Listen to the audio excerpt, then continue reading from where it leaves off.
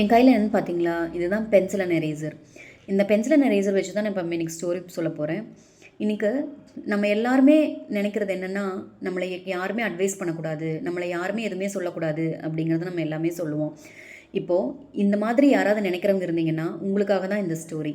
இந்த பென்சில் என்ன பண்ணுச்சு அப்படின்னா, எரேசர் கிட்ட நான் தான் ஹீரோ, நான் தான் எல்லாமே பண்ணுறேன், நான் தான் எல்லாத்துக்கும் எழுதுறக்கு இது கொடுக்குறேன், அந்த மாதிரின்னு ரொம்ப பெருமை பேசிகிட்டே இருந்துச்சாம்மா எப்போ பார்த்தாலும்.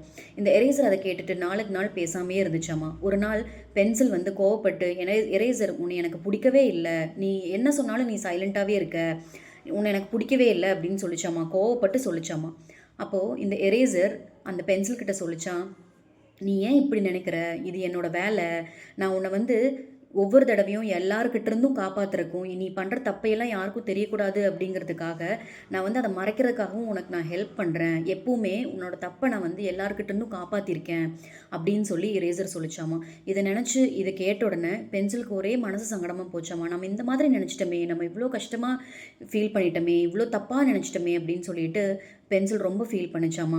அன்னைக்கிலிருந்து எரேசர் நீ எனக்காக இருக்க, நீ தான் என்னோடய ஃப்ரெண்டு அப்படின்னு சொல்லி நினச்சதாம்மா. இதே மாதிரி தாங்க நம்மளோட லைஃப்பில் ஒவ்வொருத்தரோட லைஃப்லையும் யாரோ ஒருத்தர் நம்மளை கஷ்டப்பட்டு மாற்றுறதுக்காக அவங்களோட லைஃப்பை சாக்ரிஃபைஸ் பண்ணி நமக்கு ஏதாவது ஒரு விஷயம் பண்ணியிருப்பாங்க, ஏதோ ஒரு நல்லது பண்ணியிருப்பாங்க.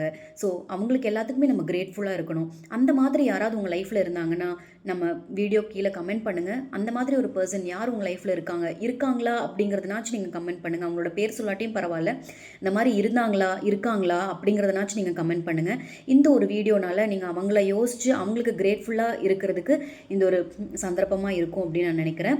இந்த வீடியோவை பார்த்து அவங்களுக்கு ஏதாவது சொல்லணும்னு நினச்சிங்க அப்படின்னா தயவு செஞ்சு அவங்கக்கிட்ட போய் அதை கன்வே பண்ணுங்கள். Be grateful. தேங்க்யூ.